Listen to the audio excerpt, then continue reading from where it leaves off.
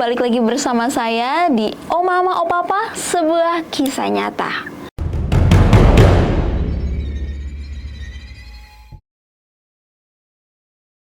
Nah, kisah Omovers kali ini datang dari seorang perempuan, inisialnya S, kita sebut aja Mbak S. Mbak S ini merupakan kakak tertua dari 3 orang bersaudara. Nah, di dalam keluarga Mbak S ini tuh sangat-sangat menjunjung tinggi nilai-nilai kejujuran dan juga Mbak S ini tuh harus dididik dari kecil tuh harus banget down to earth, nggak boleh sombong walaupun mereka berkecukupan. Nah, si Mbak S ini dan juga saudara-saudaranya ini tuh juga dididik dari kecil, walaupun kita berkecukupan, kita nggak boleh sombong dan juga tetap pendidikan harus yang nomor 1. Alhasil, Mbak S dan juga saudara-saudaranya ini tuh cukup berprestasi pada saat mereka di dalam pendidikannya. Jadi Mbak S ini tuh juara, terus mendapatkan perguruan tinggi negeri dan juga pekerjaan di mana pekerjaan itu sangat-sangat diimpikan banyak orang dapat dikatakan. Tapi memang Mbak S ini bekerja sebagai karyawan swasta waktu itu tuh. Nah, singkat cerita, Mbak S ini tuh menikah dengan teman kuliahnya. Sebut aja namanya Mas Angga nih. Nih Mas Angga ini tuh sosok yang cukup pintar, kemudian dia gampang bergaul gitu, humble orangnya, kemudian dia hangat, dia juga sama seperti ayahnya Mbak S. Jadi ayahnya Mbak S ini dan juga Mas Angga memiliki sifat yang sama, Omovers. Jadi Mas Angga ini tuh juga nggak suka kalau misalkan ada orang yang nggak jujur. Jadi dia menjunjung tinggi kejujuran dan sangat down to earth banget. Jadi nggak sombong Mas Angga inilah. Dia juga mengikuti waktu kuliahnya nih, mengikuti banyak banget organisasi. Jadi banyak banget nih channelnya nih di mana-mana nih teman-teman dekatnya gitu loh. Nah, si Mas Angga ini tuh juga bekerja di instansi yang sama dengan mertuanya ini. Jadi mertuanya ini tuh udah pensiun, kemudian Mas Angga masuk. Karena mertuanya ini tuh ngelihat Mas Angga ini tuh memiliki sifat yang sama, jadi klop lah tuh mertuanya dengan si Mas Angga ini. Kemudian Mbak S ini tuh merasa senang karena ayahnya dan juga suaminya ini selain memiliki sifat yang sama, mereka juga akur, dan Mbak S ini tuh tenang karena wah, selama ini didikan orang tuaku dari kecil tuh ternyata ngaruh ya ke aku, dan juga aku dapetin suami yang kayak sekarang nih, kayak Mas Angga ini. Pokoknya sosok suami yang sangat-sangat diidamkan banyak wanita. Nah, singkat cerita nih, keluarganya Mbak S dan juga Mas Angga ini tuh sangat-sangat bahagia awalnya. Jadi tuh Mbak S-nya ini juga bekerja sebagai karyawan swasta di sebuah bank. Kemudian Mas Angganya ini sebagai aparatur sipil negara yang jujur. Jadi mereka bahagia banget, ditambah dengan kehadiran 2 orang anak perempuan yang sangat cantik-cantik dan pintar-pintar. Mbak S mengungkapkan bahwa dia bahagia banget dengan kehidupan rumah tangganya. Dan juga karirnya suaminya ini mulai naik perlahan-perlahan seperti waktu ayahnya dulu. Jadi naiknya pelan-pelan, kemudian karirnya Mbak S ini juga naik karena mereka berdua sebenarnya sama-sama pinter gitu loh. Jadi karirnya pelan-pelan naik. Nah, pada saat itu Mbak S mulai menaruh curiga sama suaminya nih, Omovers. Jadi si suaminya ini, si Mas Angga ini tuh tiba-tiba bangun rumah yang harganya tuh sangat-sangat fantastis. Ternyata si Mbak S ini nih udah beli rumah di pinggiran kota, tapi ya masih nyicil lagi tuh, Omovers. Masih kredit sama bank. Jadi tuh si Mbak S ini mengharapkan, oh ya udah deh, kita nanti tinggal di pinggiran kota. Mbak R ini tuh punya mimpi yang apa ya, dapat dikatakan simple lah gitu, karena dia juga dari kecil diajarkan untuk sederhana sama orang tuanya kan. Jadi ya udah, nanti kita udah punya keluarga yang bahagia, kita tinggal di pinggiran kota dengan suami yang pekerjaannya ini, aku pekerjaannya ini.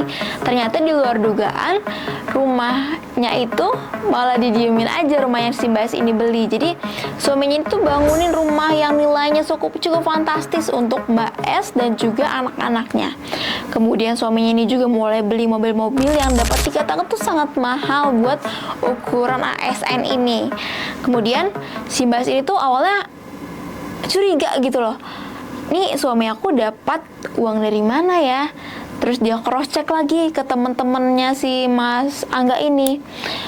Kemudian setelah di cross check tuh, oh memang sih teman-teman yang sepantaran, maksudnya satu jabatan, satu line sama si suaminya ini tuh memang punya rumahnya tuh rata-rata yang seperti itu. Kemudian mobilnya juga yang seperti ini. Tapi Mbak S ini tuh masih ada yang mengganjal di dalam hatinya. Kok bisa ya dalam waktu sesingkat itu gitu loh. Naik jabatan lagi. Jadi Mbak S itu tuh cukup curiga sama suaminya.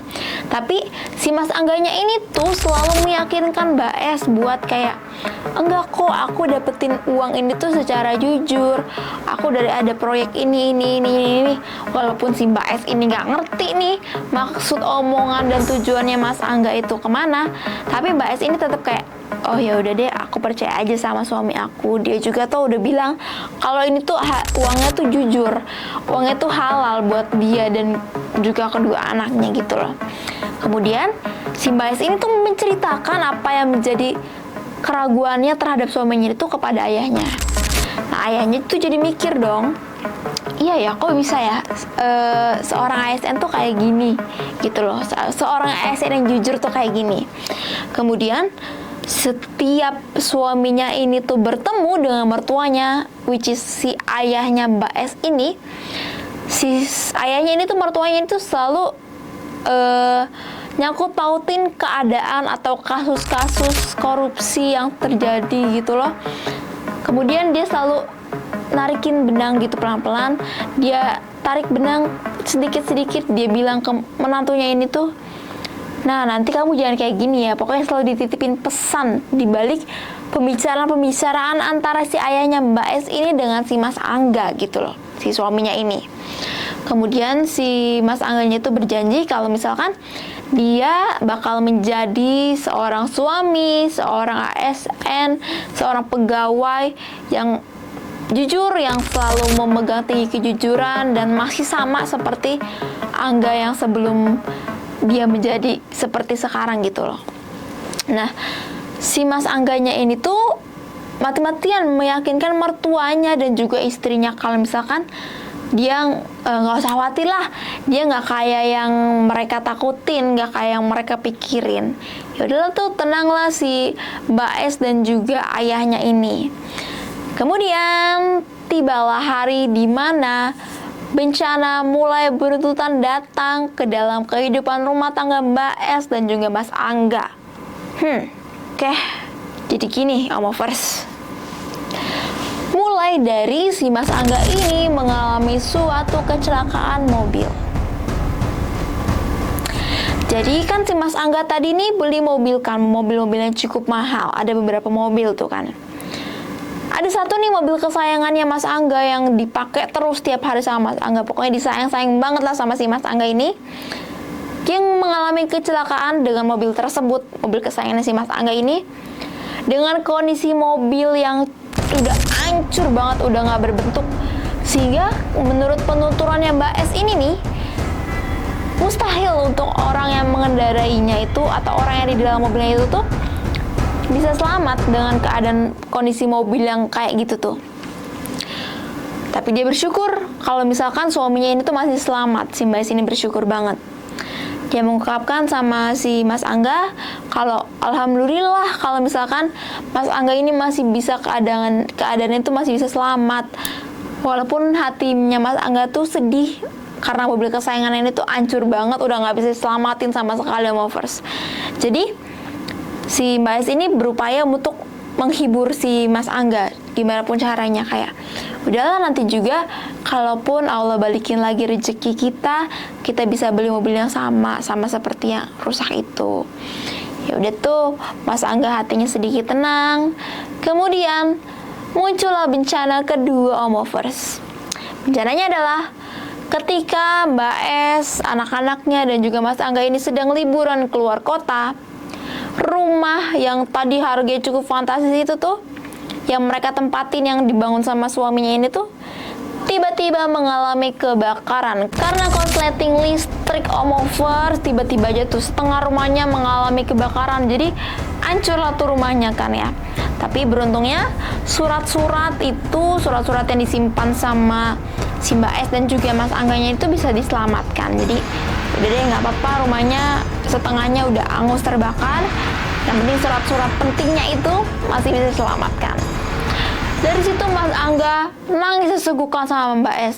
Dia peluk istrinya, kemudian dia sujud di bawah kaki istrinya, dia jujur sama istrinya. Kalau misalkan selama ini uang yang didapatkan dari buat beli mobil, kemudian buat bangun rumah yang nilainya fantastis itu adalah uang hasil, kan Mas Angga udah dibilangin jangan macem-macem dia. Jadi uang yang selama ini dikasih, yang tadi sempat dicurigain sama Mbak S itu, dan juga sama si ayahnya si Mbak S ini, sama mertuanya Mas Angga, ternyata uang hasil sogokan Omovers. Jadi adalah suatu perusahaan yang pengen banget untuk dilolosin nih sama si Mas Angga ini. Kemudian Mas Angga dikasih imbalan tuh karena perusahaan orang ini tuh berhasil lolos gitu loh. Tapi pekerjaannya si perusahaan yang dilolosin Mas Angga itu tuh ternyata kacau balau Omovers. Jadi gedung yang dibangun sama perusahaan tersebut ternyata mengalami kegagalan karena banyak banget korupsinya. Jadi bahan-bahannya yang dipakai itu nggak sesuai gitu loh. Terus si gedungnya itu tuh belum lama tapi bangunan tuh udah mulai ambruk, udah ada yang mulai rusak gitu. Nah, si Mas Angganya ini kemudian diprotes lah sama atasannya. Jadi beruntutan lah tuh kasusnya, kisahnya itu tuh. Dari mulai si Mas Angga ini tuh mengalami kecelakaan mobil, yang tadi mobil kesayangannya dia tuh dia mengalami kecelakaan, kemudian rumahnya kebakaran, sehingga di dalam waktu rumahnya ini tuh direnov itu si keluarganya tuh harus pindah ke rumah yang si Mbak S ini beli di pinggiran kota itu. Kemudian dia ketahuan kalau misalkan dia disogok sama atasannya. Jadi atasannya itu tahu kalau Mas Angga itu disogok sama orang perusahaan karena tadi bangunan yang harusnya itu kokoh, berdiri kokoh tuh mengalami kerusakan padahal waktunya itu cukup singkat. Kemudian si Mas Angga ini tuh ngerasa kayak, wah yaudah deh, dia udah jujur sama istrinya semuanya. Kemudian ya udah kita perbaikin satu-satu, kata si Mbak S ini. Udah itu mulai dari rumah, kemudian mobil. Tadi kan masih ada beberapa mobil tuh yang si Mas Angga beli dari uang hasil sogokan tersebut. Dia mulai jual-jualin buat tutupin kerugian yang dialami oleh negara karena udah meloloskan si perusahaan yang ngebangun suatu gedung itulah pokoknya. Jadi gedungnya ini mulai diperbaikin dari hasil jual mobilnya tadi yang uang sogokan. Kemudian si Mas Angga ini mulailah dari awal. Dia bilang sama istrinya, nih aku udah mau berubah. Dia udah gak mau lagi kayak dulu, walaupun setelah dicek nih Mas Angga ini tidak terbukti melakukan korupsi. Jadi Mas Angga ini nggak terbukti melakukan korupsi karena jadi uangnya itu tuh dianggap sebagai uang imbalan karena Mas Angga ini udah ngebantu sebuah perusahaan. Jadi bukan korupsi karena dikasihnya itu di akhir ya Omovers, bukan di awal. Nah kemudian si Mas Angga ini tetap dapat hukuman karena dianggap lalai dalam mengawasi pembangunan. Makanya jangan macam-macam Mas Angga. Nah, si Mas Angga ini tuh dihukum sama atasannya, dia dipindahkanlah keluar kota, di mana hal itu tuh tandanya adalah Mas Angga mengalami turun jabatan. Enak-enak kan di atas, turun di jabatannya. Yang tadinya jujur, terus kegoda lah tuh, padahal tadi mertuanya udah ngingetin buat hati-hati. Luar hancurkan tuh Mas Angga. Kemudian si Mas Angga ini tuh pindahlah ke kota P, sebut saja nih kotanya tuh. Dia pindah sendiri, sementara si Mbak S ini kan tetap nih di kota tempat dia tinggal nih, karena dia harus bekerja dan juga harus mengurus anak-anaknya. Ya udah tuh mereka LDR, mereka pisah dulu untuk sementara. Kemudian gak lama Mas Angga di sana, ada anak buahnya Mas Angga yang nyamperin Mbak S. Dia ngasih tahu kalau misalkan kelakuan Mas Angga di sana tuh bener-bener di luar nalar. Jadi Mas Angga di sana tuh mulai mabuk-mabukan, mulai main judi. Mendengar hal itu kan Mbak S nggak percaya dong. Kalau misalkan masa sih suaminya yang selama ini dia kenal itu menjunjung tinggi kejujuran, sangat-sangat baik, sangat-sangat nggak sombong, terus nggak gila uang dan sebagainya. Seperti itu. Mbak S nggak percaya dong sama omongan anak buahnya ini. Kemudian Mbak S tuh diem-diem lah nih, beli tiket buat datang ke kota tempat Mas Angga ditempatkan. Bener aja, Mas Angga kedapatan sedang main judi sama teman-teman kantornya. Wah, di situ Mbak S histeris, Mbak S marah sama suaminya. Mbak S bilang sama suaminya, "Untung aja Mas, aku yang nemuin kamu di sini. Coba polisi, mau ditaruh di mana muka kamu?" Wah, bener-bener sih nggak habis pikir. Habis dari situ tuh Mbak S berpikir, waduh gimana ya caranya nih kalau misalkan Mas Angga mengulangi kesalahan itu lagi. Dia konsultasi lah, dia cari tahu sana sini gimana ya caranya supaya Mas Angga ini tuh bisa lepas dari jerat perjudian ini tuh. Terus dia ceritalah ke temennya nih. Kemudian temennya kasih saran, sebenarnya untuk judi ini tuh nggak bisa, orang tuh nggak bisa lepas gitu karena ada addictionnya sendiri, ada apa sih keterikatannya, bikin orang ketagihan kalau udah menang sekali katanya tuh. Kemudian si temennya ini kasih saran, gimana kalau kamu aja yang pindah untuk dampingin suami kamu di kota tersebut. Mendengar hal itu Mbak S tuh ngerasa berat ya Omofers, karena Mbak S tuh nggak bisa meninggalkan pekerjaannya gitu loh, dan juga anak-anaknya di kota tempat dia tinggal saat ini. Tapi Mas Angga tuh kalau misalkan dibiarin itu makin menjadi-jadi Mbak S takutnya. Antara dua kemungkinan sih Mbak S mikirnya, antara dia sadar terus tobat atau makin menjadi-jadi. Akhirnya Mbak S tuh merenungi hal tersebut, dia cukup bergumul dengan hal tersebut. Kemudian dicobalah nih menghadap atasannya si Mas Angga ini yang kebetulan dia kenal karena cukup dekat juga dengan atasannya si Mas Angga ini, Mbak S. Kemudian Mbak S ngobrol lah sama atasannya Mas Angga. Dia meminta buat coba dong tolong Mas Angga ini dipindahkan dari tempatnya saat ini karena pergaulan di sana tuh nggak bagus. Terus setelah Mbak S memohon, atasan itu cukup maklum atas permintaannya istrinya Mas Angga ini, si Mbak S ini. Tetapi Omofers, si atasan ini tuh nggak bisa semena-mena mengiyakan apa yang Mbak S ini tuh sampaikan gitu ya, apa yang Mbak S ini mau gitu, apa yang Mbak S ini minta. Karena Mas Angga ini tuh masih dalam tahap hukuman. Jadi kan tadi Mas Angga ini tuh udah dianggap lalai dalam menjalankan tugasnya kan. Terus dia dihukum, jabatannya diturunin, kemudian dia diasingkan istilahnya gitu loh. Dia dari nol lagi, mulai dari awal gitu. Terus Mbak S tuh mikir, waduh, ini atasannya Mas Angga, atasannya suaminya dia tuh udah nggak bisa bantu buat mindahin.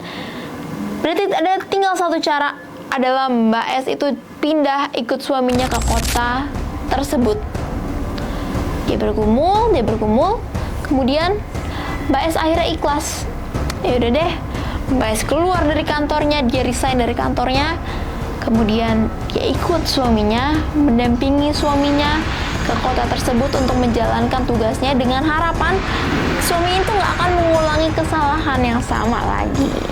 Nah, Omofers, sekian cerita Om Mama Papa kali ini. Terima kasih sudah menyaksikan. Pesan yang bisa diambil dari kisah Om Mama Papa kali ini adalah, Mbak S, kamu keren banget karena kamu udah bisa mengalah demi kebaikan keluarga kamu dan juga suami kamu. Mbak S tetap terus sabar, dan juga kita sebagai manusia juga gak boleh yang namanya mengabaikan pesan apalagi dari orang tua ya Omofers.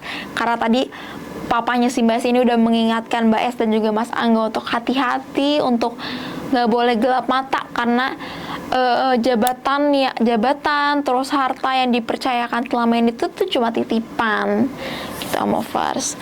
Oke Omovers, sampai berjumpa di episode Omovo berikutnya. See you, bye bye.